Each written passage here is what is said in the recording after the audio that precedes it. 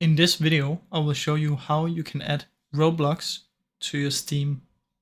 First, what you need to do is you need to open up your Steam. From in here, you're going to click on Library. And as you can see, there will only be Steam games in here. Now, what you need to do is you need to click on this little Add a Game button.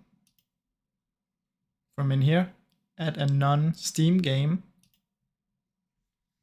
Now, here it will search your computer for the applications you have installed. So just wait for it to load a little bit. Now once that's done, you're going to scroll down until you find Roblox. I have mine right here, Roblox Player, Roblox Studio. You can choose. So I'm going to select it. If you cannot find it in here, you can press Browse. And from in here, you can find the Roblox Player. So I'm going to select it, add selected programs. Now, as you can see, my Roblox will be added to the Steam. It will just be completely blank here.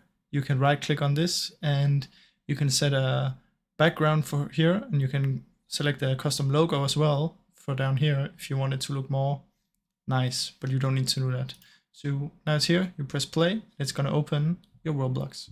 That's how I do it, guys. Thanks for watching.